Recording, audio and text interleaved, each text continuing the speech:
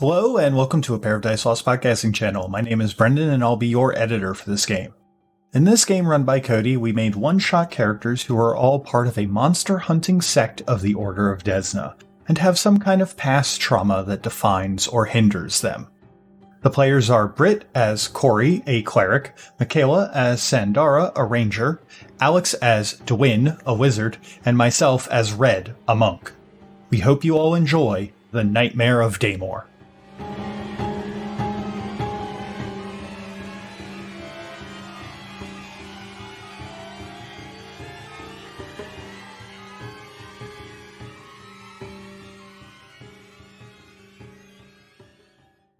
So, you've all been on the road for about a week now.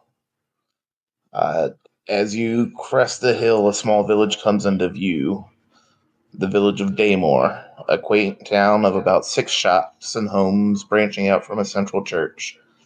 Your compatriot was last seen here. He didn't report back to HQ.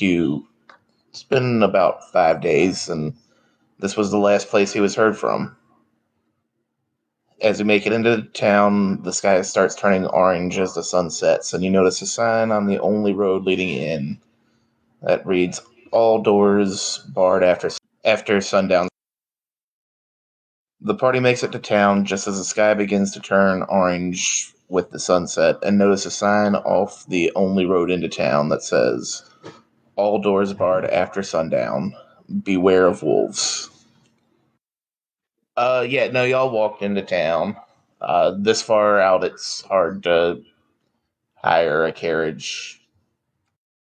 It's a pretty secluded village, so you would have taken a carriage most of the way, but you didn't get all the way there.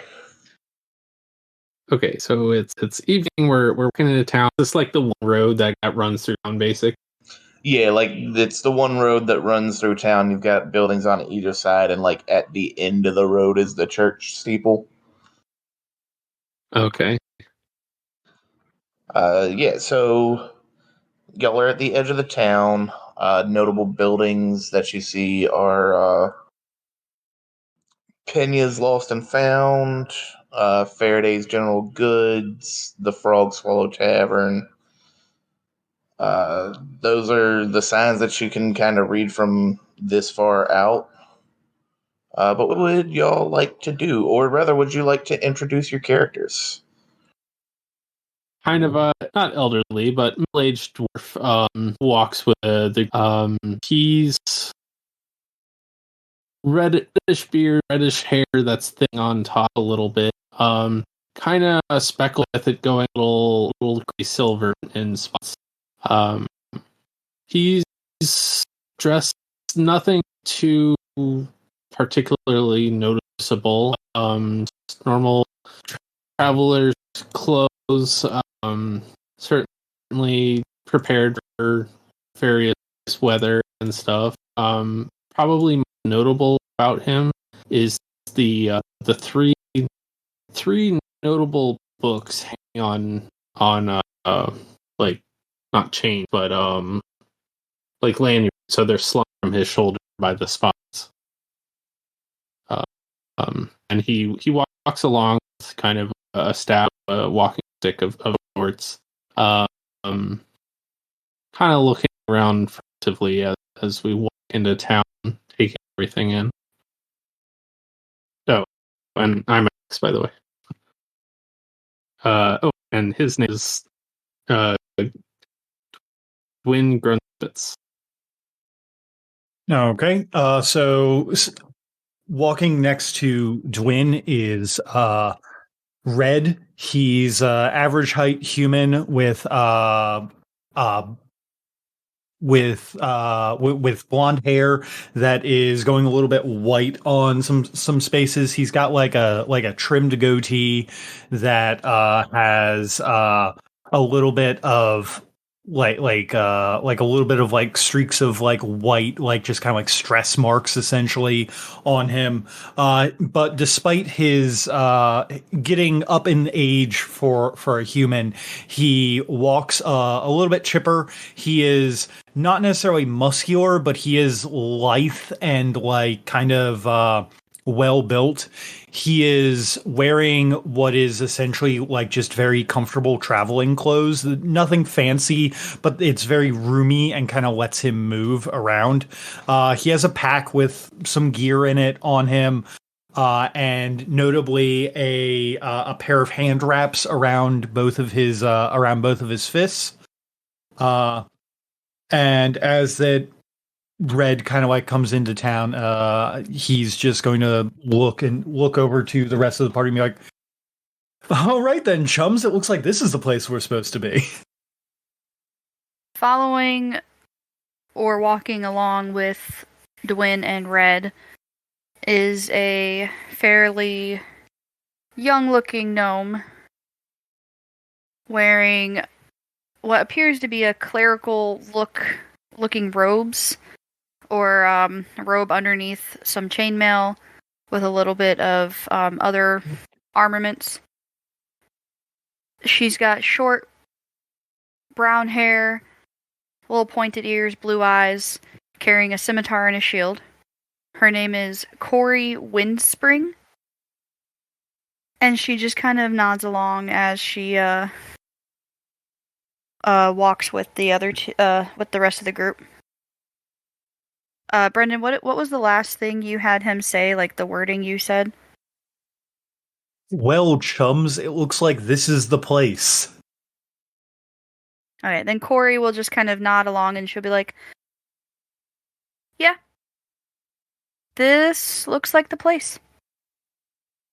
Then bringing up the tail end of the party would be Sandara Buckle, the halfling who has her hair all pushed up in a bun with two little braids by her ears, a red and gold headband. She's going to be wearing salmon-studded leather armor and gloves, and you can tell she works hard and has kind of a grizzled look about her, with very easy moving flowing clothes and her backpack, and she's trying to keep up with the rest of the group with her little legs, and she'll catch up and just kind of give them a thumbs up. We're a bunch of short-legged little people, aren't we? We've got like a gnome, a halfling, and a dwarf. And then there's me. And then there's you, being a problem as Towering. always with your long legs. Towering above everyone. I choose to believe that while that Red's walking with everyone, he just kind of like takes like half steps, and you just like everyone's just like, why do you keep doing that? It's like, well, if I didn't, then I would get far ahead of you just walking normally. As you get closer into town, it seems like your normal, quiet town. You are close enough to notice boards on the doors of the church, though, which seem off to you.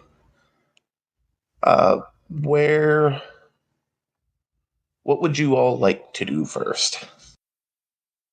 Do we want to get situated? See if there's like, I don't know if there's like an inn or a tavern or whatever. Maybe we can gather some info, put down some traveling stuff for the night before we start investigating. I was actually going to ask. I think that I missed it in the initial description. What time is it? The sun is like, it's the beginning of sundown. Okay. So like the sun's still in the sky. It's like right when the sky starts to turn the bright orange. I.e., you'll have enough time for about a scene before doors get locked. So is there kind of a tavern in something like that? Or is this like even smaller than that sort of town? Yeah, there is a decent-sized tavern. It's called the Frog Swallow Inn. Frog Swallow Inn. Cool. As y'all approach, you smell the familiar smell of cooking meat with seasoning, which y'all haven't had for a little while because you've been using road rations. How long have we been on the road? About 3 days. Okay. Just long enough to miss real food. Yeah. Yeah. You hear a jaunty tune, lots of merrymaking inside, and as you enter, it's as you would expect to look. There is a around a full fire pit art type deal. A bar along one wall, stairs leading up to the inn rooms on the other. Waiters and waitresses weaving in and out of patrons, carrying handfuls of tankards. Brendon, roll me a will save, please. Okay. This is starting off I interesting. didn't know you had an alcohol addiction. Damn. Just like resisting the urge to go get smashed. That's a 20, 10 plus 10. You're safe for now. Yeah, so you see, like, over in one of the corners is a very lively bunch of guys that are causing a ruckus. They look to be soldiers of some sort, if not like career, maybe like Minutemen that are in the area. Dwyn walks up to the bar, or yes, like a bartender or innkeeper, someone like that seems to be around and available to kind of hit up to chat. Yeah, there is a half-elf man behind the bar. He's cleaning glasses. Hey, a fresh face. What can I get you? Just mugga ale. You guys have rooms for it? Let's see. He kind of ducks down under the bar, and you hear clinking as he like counts keys. Looks like we have 3 rooms left available tonight. Dwyn kind of looks around to the others, like, I don't know how you want to split this, but anyone want to bunk up? I mean, I don't mind sharing a room with someone else. You said, did they say that it was rooms with 2 beds in each, or I think I missed what they No, said. we didn't get that. I just asked if there were rooms. He said there were 3. Okay. There were 3 rooms. Gotcha. So I have no idea the actual bed situation. Well, Oh, if you want beds in your rooms, it's going to cost extra. Don't worry, I got a bedroll. No bed needed. I was going to say I also have a bedroll. I think 2 rooms. We'll just do 2 apiece. How much extra is it going to be for a bed? I've been on the road for a while, and let me tell you, my back's hurting. Oh, sorry, sir. That was a joke. Yeah, I figured. All the rooms come with a. It's big enough to fit 2 people. Unfortunately, I don't have 4 rooms because those soldiers over there are passing through, so we're a little tight on availability today. Oh, no worries. That's fine. Hey, do you know where that they're from? Yeah, they're the local militia. They do rounds. Why did I start going into Northeastern? They do their rounds. They make it through here about once every 4 or 5 months. Ah, so they're keeping the whole region safe, huh? Not out on patrol looking for things, huh? Yeah, they keep the roads free of bandits and bring me plenty of money as they spend their stipends here, which I guess is money I pay in taxes. So it's, you know how that works. Yeah. Looks like doing a bang up job. All these see all these boards on these doors. Ah, yes, the great circle of commerce. Yeah, though, what is the deal with all those boards, though, on the doors? So notably, the only building y'all saw with boards on the doors Oh, I was the thought you church. said that. Okay, I thought you said that like the whole town boarded up. The town doors are barred. They put the good locks on at night. Gotcha. Okay, I misunderstood that then. So I don't No think Dwyn problem. would have said that exactly like that. Probably Why just y'all would have been lock like, y'all's doors around here? yeah, like, wow, this is a sketchy neighborhood. Um, yeah. Well, how much for the rooms? Three gold apiece. Okay. He'll cough up his 3 gold and ask, what's the deal with that church there? I see it's all boarded up. Oh, 3 gold?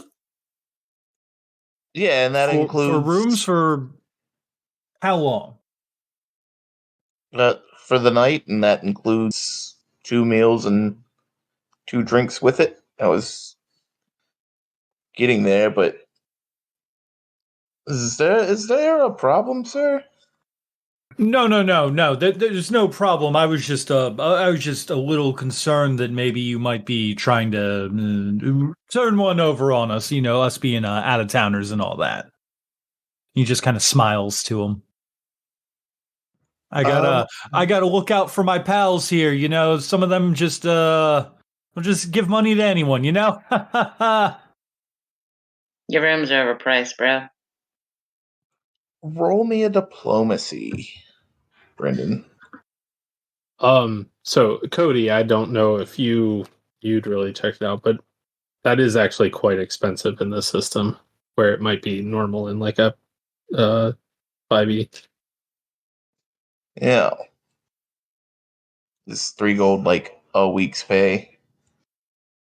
Yeah, basically like the whole system, they didn't want it to like the gold inflation to get to like the craziness it does in previous D&D versions where you get to like 10th level and you're just swimming in like 30,000 gold and like you're basically living, so far like separated from the reality of the average like person. Yeah, probably like 5 silver would be a little more like realistic. So like at level 5 we've got our few pieces of gear and it gives us 50 gold total. So anyways, not to totally throw you off track. I just Yeah. I rolled a 27. I mean, I rolled a 16, but I'm very good at talking. Yeah. The innkeeper starts to stumble over themselves. Oh no, I would never. Where is my hospitality? I know these are my last 3 rooms, but let's cut it. Let's see, carry the 1. I tell you what, you give me a story and I will give you the rooms for 5 silver apiece. He says with a kind of shit-eating grin, like you might have caught him, but it wasn't obvious enough to say for sure that he was trying to rip you off. All right, that sounds fantastic. Yeah, let me just get into the sacred sidebar here with my compatriots, and Red's gonna kind of like kneel down like with everyone else and just be like, "Okay, He can't hear us in the sacred sidebar. Who wants to tell a story? I don't know. I guess I can if you don't, if you're not feeling like it, but happy to let you tell one. I'm not very good at storytelling, so I will leave that up to one of you guys. Buckle, do you have any cool stories? There once was a young man from Nantucket who went down to a well in a bucket. The last words he spoke before the rope broke were, "Asshole, you bugger, you can suck it." I like it. We should tell that one. I like it. This is gold. The bartender leaning, like squatting down in the circle next to Brendon, next to Red, just starts laughing. It's been so long since I heard that one. The rules of the sacred sidebar apply in places that aren't bars. This is still under my jurisdiction as a bar inside a tavern. Dwyn just kind of laughs and claps him on the back, like, yep. So, what was that? Was that fantastic limerick good enough for you, or do we have to dig deeper to get that discount? No, that was... It got a chuckle. That counts. So, 15 silver pieces. Yeah, Dwyn retracts his 3 gold pieces and digs around and pulls out his couple silver. It seems that he was pretty much ready to just cough up 3 gold.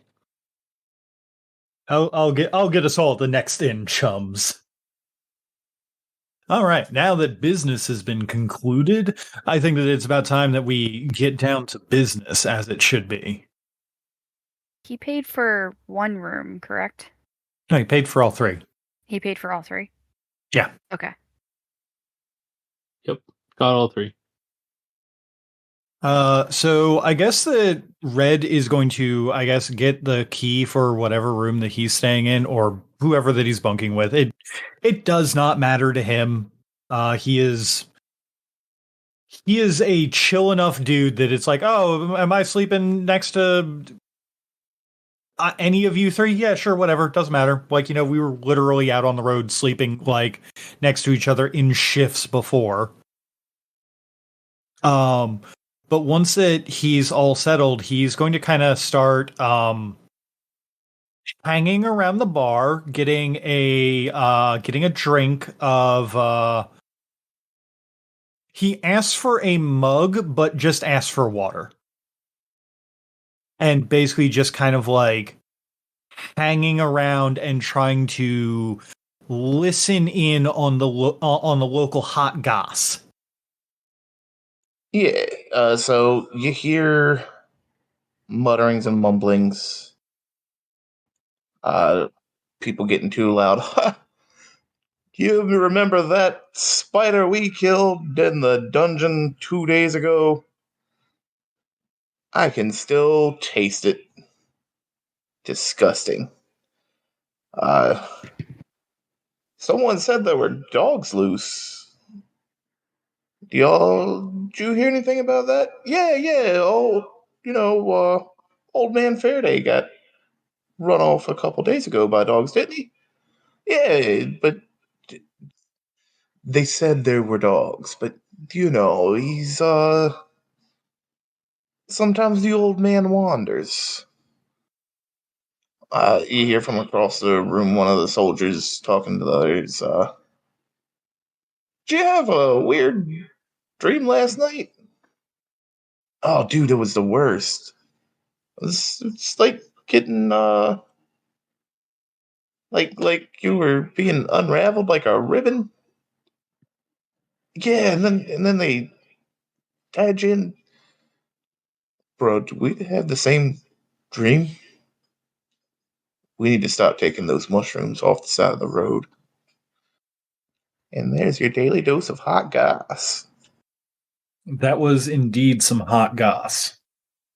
Shared dreams, dogs, mushrooms. Old man Faraday. Old man Faraday. Might have been dogs. Wild dogs. So the bartender's leaning on the bar as y'all are sitting down with your drinks. We don't get too many strangers out here. Y'all in town looking for something or heading over to the mountain? So I have a question for you. We didn't get like a summons here? Did like someone send us, or are we kind of like, I don't know, one of us heard a rumor about something out here that led us out here? Yeah, y'all got a summons from the Order of Desna. One of your fellow hunters was passing through this area, and standard protocol is to report each town you stop in.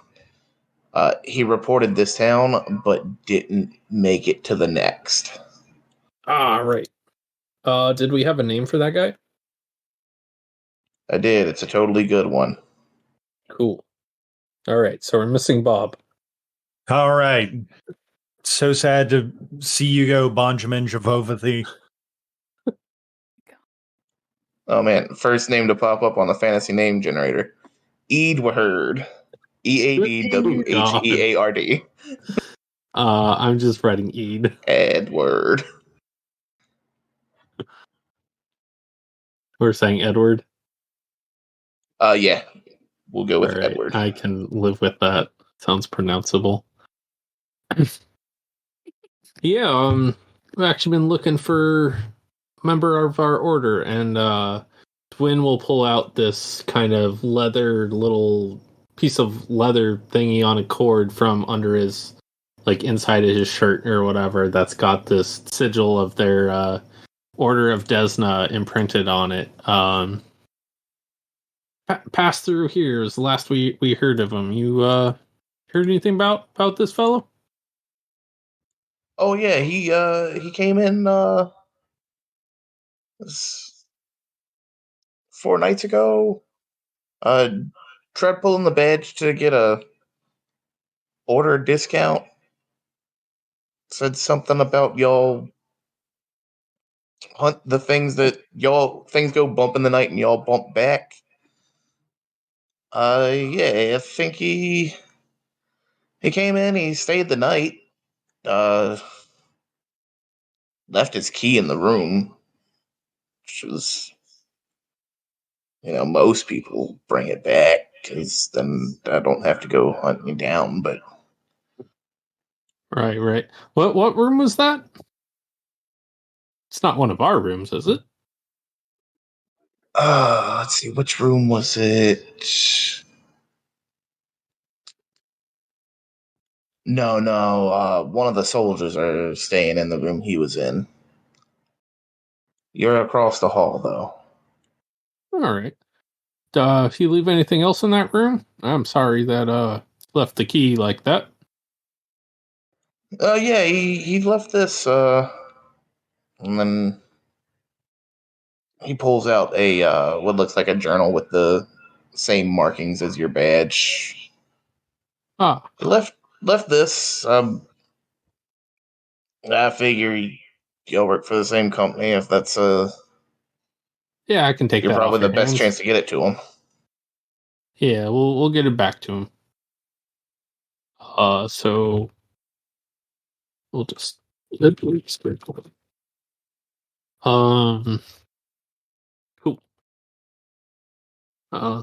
Thanks for your help, friend, and I tip him 3 silver.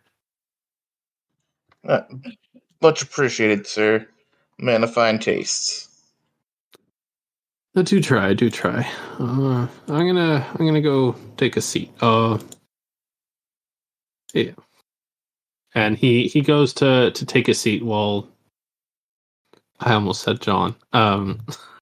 While Red and the others are doing what they do to kind of flip through this journal and see what's there, but you can definitely swap to someone else's scene. Yeah. What is Sandara doing right now? At the bar trying to order a drink while lamenting about how she'd rather be at home than paying to sleep on some cruddy bed. Yeah, but have you tried the bed? Doesn't matter. It's not my bed. That's part of the experience. That's why people pay, is because I've got nice beds. Yes, but it's not my bed. Well, you don't have to stay in it. Well, according to the signs outside, I actually do. No. The signs outside say that the doors get locked. They didn't say what side of the door you had to be on. Where's that drink at? It's waiting for you in your room already, ma'am. Marvelous. And she'll go up to her room. Marvelous.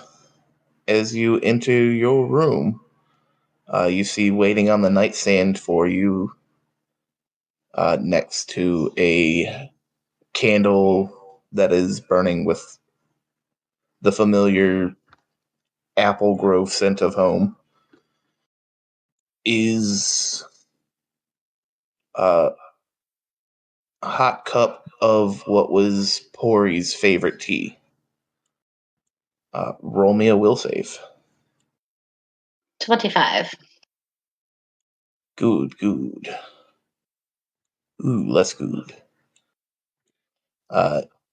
As you look from the cup to the candle to the window that is now reflecting the room back at you because the darkness outside has fallen, you see in the reflection over your shoulder that not only is a cup of Pori's favorite tea there, so is Pori, your friend who went fishing one day and never came back, vomiting water. Well, more like coughing up water over your shoulder, barely recognizable due to the bloat of his corpse. Without hesitation, Sandara will reach into her pouch and just throw a handful of herbs at him. Herbs that were collected from her home mountain range. As you throw the herbs over your shoulder at the visage, it disappears into the night, leaving you alone in your room with your warm cup of tea. How is Kori getting along down in the main room of the tavern? I would imagine Kori had found a spot, probably either at the bar or at a table, after getting like a mug of water, nothing, or like not ale or alcoholic, and is just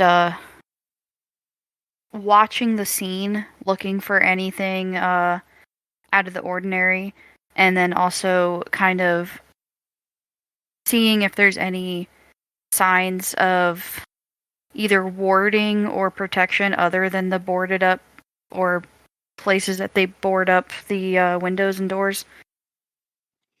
Yeah, go ahead and roll me a perception check for that. 22. 22. Yeah, with Kori's specialty in wards, you do notice a ward that is meant for base level protection. You notice one on the hearth that's meant to contain the fire. One on the door that reinforces it. And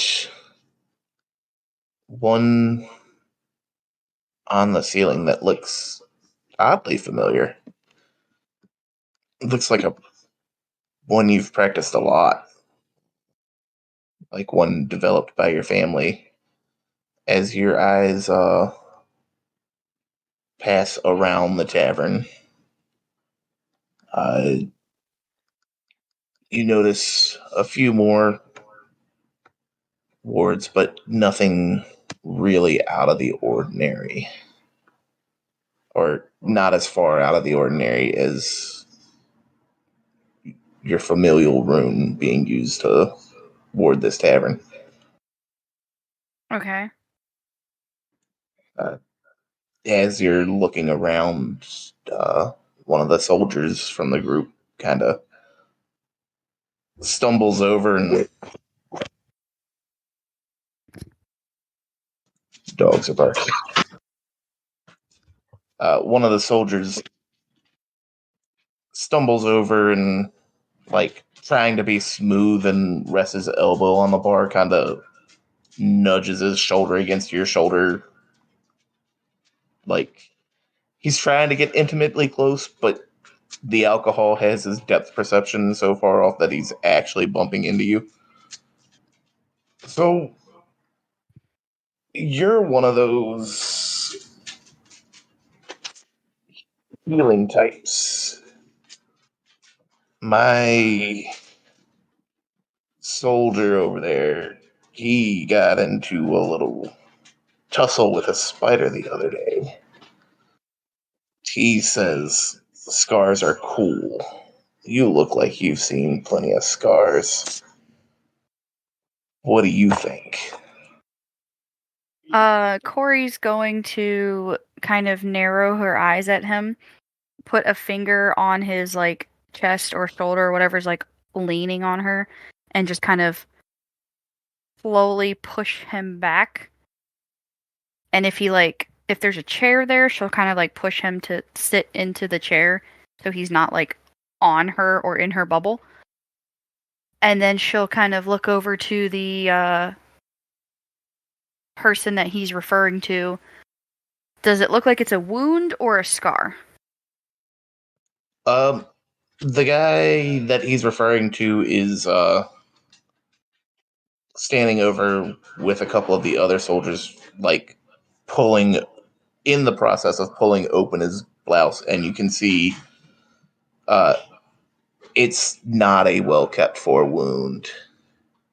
Like, they don't have a cleric or any type of healer with their detachment, and they probably didn't do the best job at cleaning and dressing. And So it's not a healed up scar, it's an actual wound that looks like it's probably going to get infected and looks gross.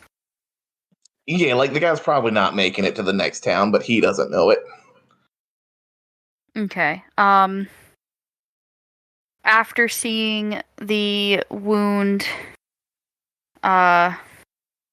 he will stand and kind of look to the person that was just leaning on her and is now, like, out of her bubble.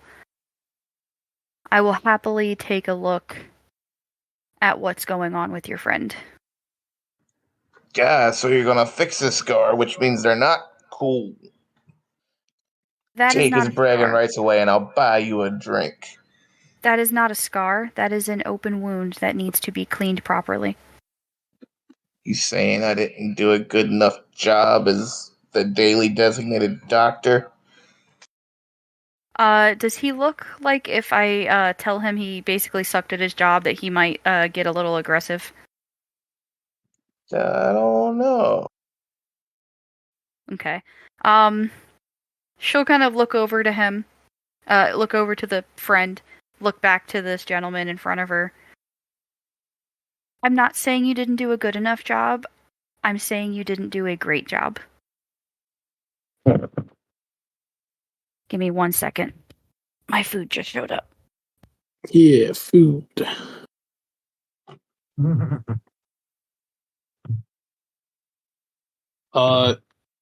Cody. Yeah, you want to look at that book while we're waiting? Yeah, but I'm also thinking I might do something if I'm observing that from across the room. Gotcha. But Yeah. we can start with the journal if that's easier. Yeah, we can Like, the journal will be a quick thing that we can hit before she gets back, probably. Let's do it. Yeah. Oh, she just got back. Well, we can do it. We'll hit it real quick. You open the journal and flip through the pages. It's I'm looking for last entries for sure. Yeah. Everything you see is your standard travel log. Final entry is something bumped outside the window. Going to check it out. Okay. What does the last date correspond to? The 4 days ago or whatever. Oh yeah. Cool. As for the conversation happening on the other side of the room, can I do a perception check to kind of get a sense for what's going on? Yeah. Okay.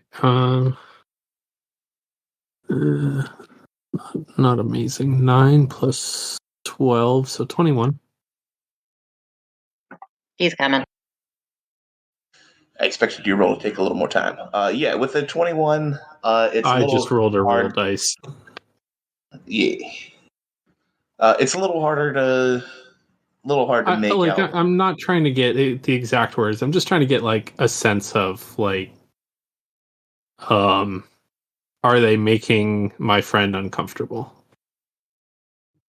You get a vibe that he is definitely inebriated, invading personal space, and more comfortable than a stranger should be. But to tell you if he's making your friend uncomfortable would be up to that character's body language. So, Britt, would your body language show your partner across the room that this guy's giving you trouble? Her body language doesn't necessarily show. Kori's body language doesn't necessarily show that she's uncomfortable, but she does seem a bit, I don't know, annoyed, if that's the right word. You can tell that she's not happy that he was just leaning all over her and stuff, and you probably saw her take her finger and just push him away steadily to get him out of her face and such. So okay. I wouldn't say that she's uncomfortable because this dude might be hitting on her, but she's definitely you're in my bubble and I don't know you type of feeling. So Cody, what Dwyn is going to do, he's going to cast message to the guy that's kind of poking at her. So targets one creature. You mouth words quietly, but instead of coming out of your mouth, they're transferred directly to the ears of the target. Others can't hear the words any better than if you normally mouth them. Target can hear the words as if they were standing next to you. Target can get a brief response as a reaction or as a free action on their next turn if they wish, but they must be able to see you and within range to do so. If they respond, their response is delivered directly to your ear, just like the original message. So, I would like to tell him to go to bed, but I'm going to do it in Draconic.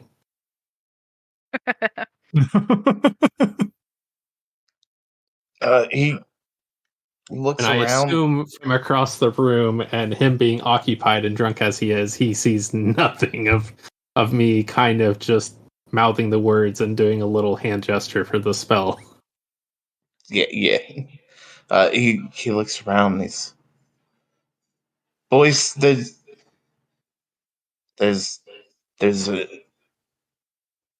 a dragon in my head. I think I should go to sleep. And with that, he returns to looking at the journals. Pretty sure he derailed the line of thought that was happening. All right. So, what's Kori doing? I guess after the guy says, I should go to sleep, he will, just like a normal human-sized man. Yeah, it's a plain old human. Alright, she will, just pat him on the arm because she had just stood up. She would just kind of pat him on the arm like a there kind of gesture and say, have a good night. And then walk over to the person that she was pointed towards. So, anyways, I'm fighting the spider, right? And it just 3 legs, 3 whole ass legs, right in. Must have missed my heart by like inches. So I got its 3 legs, and I just look up at it and I say, not today, spider. Not today. And then chop them off. Oh, hey. We got you're that oh man, Tony sent you, didn't he?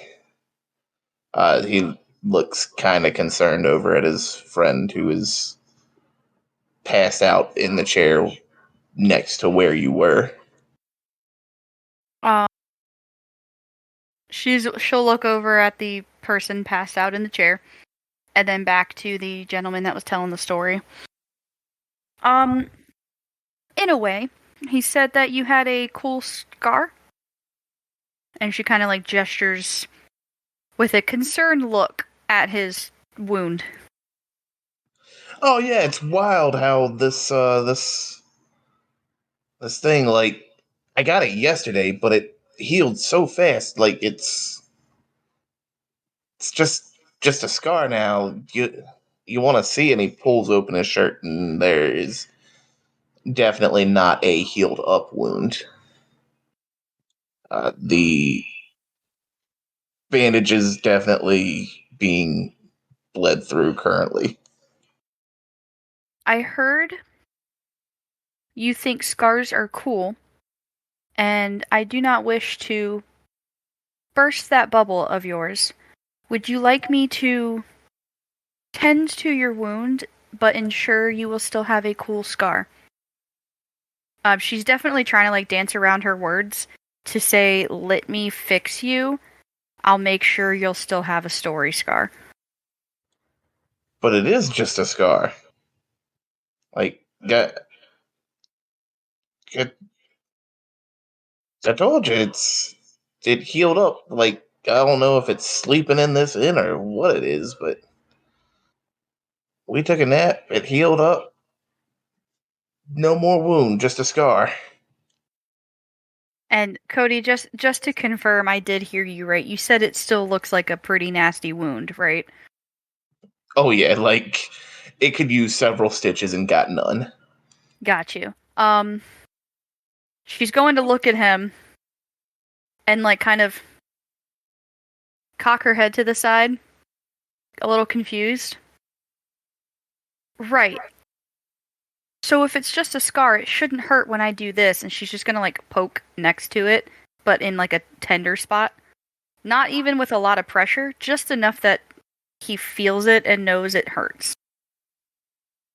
As you poke, you feel the skin give more than it should. Like there is some sort of necrotization going on underneath the bandage. And he doesn't react. He's like, "Hey, you know where I'm from? Poking somebody in the chest like that means you want to fight, and you don't seem like the person who likes fighting." She's just gonna put her hands up in like an apologetic way, and then take a step back. I'm sorry, I did not mean to give you that inclination that I wanted to fight. Your scar concerns me more than most scars I have seen. You said it was kind of like squishy and stuff. I don't think there's fixing that without like magical means. Yeah, like you poked it and it made the sound of poking slime in a container. Ew. Ew. Ugh. Does it look like it's more so on the inside though, when it's not like oozing everywhere? If he didn't have a bandage covering his chest, it would probably be everywhere. Gotcha. Dude is incubating an ooze monster. I don't know how to approach this situation if he clearly doesn't see what I'm seeing. Alchemist's fire. Just cauterize him. Like I'm looking at it and I'm not sure how to approach this. You did see that there are runes that would keep the tavern from burning down if you threw alchemist fire at the guy. You got me stumped here. Well, you don't have to fix everything. Yeah, she's just gonna Kori is going to kind of steeple her fingers together, look at the gentleman, kind of give him a polite like half bow. I apologize if I troubled you. Enjoy your stories and she's gonna say it with very heavy sarcasm. Cool scar. And she's just gonna walk over and like go sit down next to Dwyn, or like at the table that Dwyn's at, and just kind of like sigh heavily.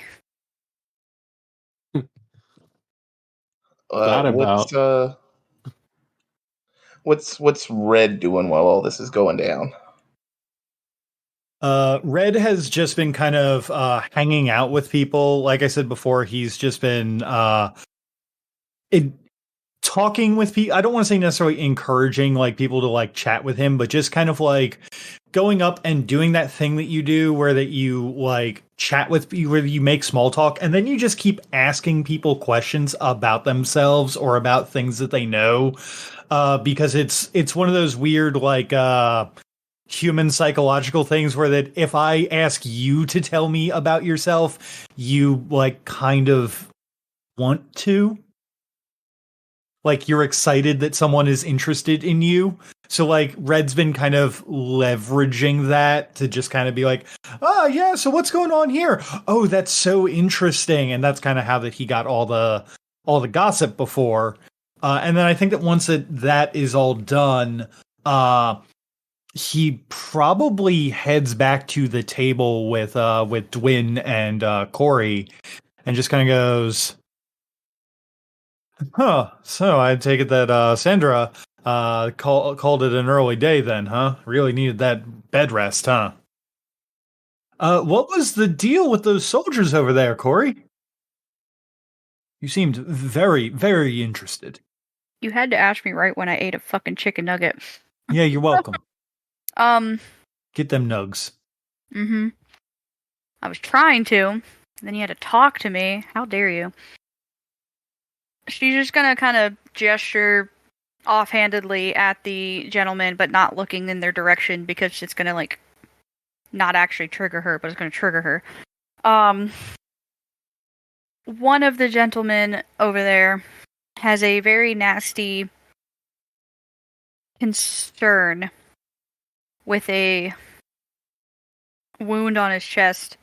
A concerning wound on his chest that I don't think he is going to survive. But he seems to be convinced that it is just a scar that's been healed. And he has no pain. He's a bit squishier there than humans should be. Or most people. And she says squishier in a very, like, disgusted way. Ugh.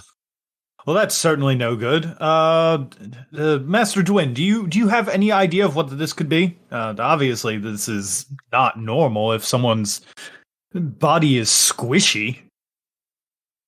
Ugh.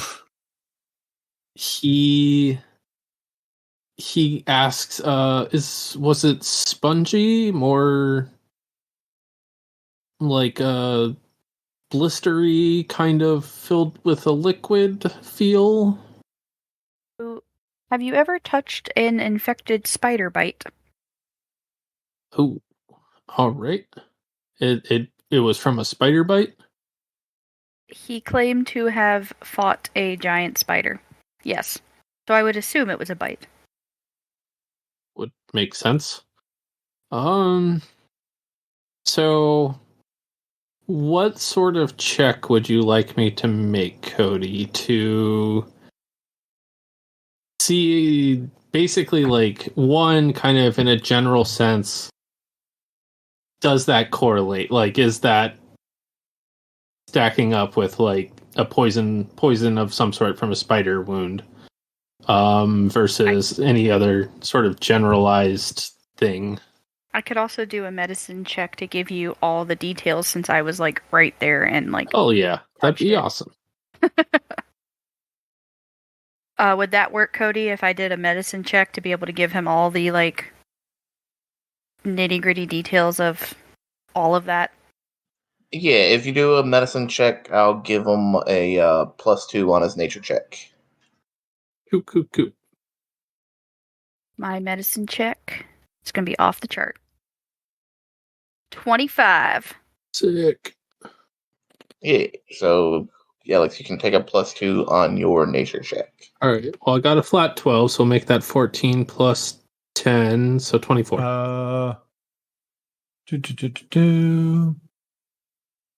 I was actually going to ask, is he doing this by, like, searching through his books? Probably some of that, yeah. Okay, we've worked together for a while. I would ask, Red would just kind of go, while you look through that book, I'll help you by looking through this other book of yours to help out. And Cody, I would like to use my ancestry feat of cooperative nature, by assisting him to give a +4 circumstance bonus to, checks to aid. Would that work? Yeah, I think aid still just adds +2, right? Well, I mean, I don't know how that feat specifically works, but a basic aid check adds a +2, yes. Yes, Yeah, and I think cooperative nature feat- lets me do a +4. That said, they probably don't stack. Okay. I mean, if you want to take his help instead of mine... I think can just, narratively, her help makes more sense. You know, she's describing the wound. Yeah, and cooperative nature gives you a +4 on your check to aid. So, okay. your roll to see if you add +2 or not has a +4 on it. Okay. Cool. We're learning.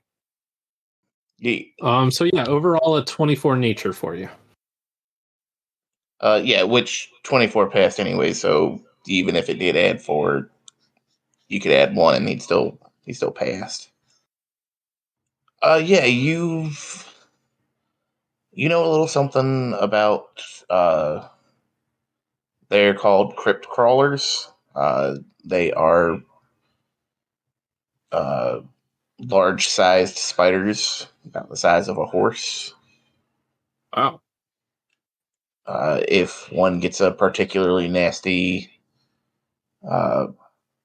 piercing attack on you, it can get infected and turn out the way that Kori is describing. Okay. So with that knowledge, my assumption would be that left untended, this guy's fucking dead, right? Oh yeah, if somebody doesn't heal him, he's okay.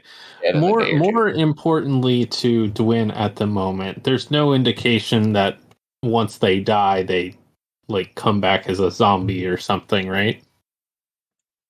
Right. Okay. Yeah, that sounds nasty. All right, maybe one of them. What was they called? Crypt dwellers, crypt somethings, Crypt crawlers. crypt crawlers.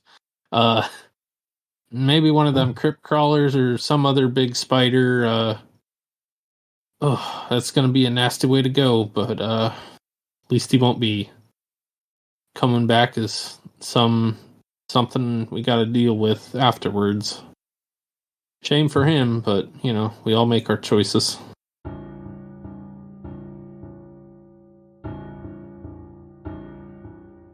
Thank you for taking the time to enjoy our show. If you liked what you heard, why not leave a review or tell a friend about us? It helps get the word out about the work we put into this show. If you wanted to ask us any questions, you can contact us through Twitter @apairofdicelost or email apairofdicelost@gmail.com. The theme song for this game is Horrorific by Kevin MacLeod, used under a Creative Commons license. And for making it this far, remember to refresh those hero points.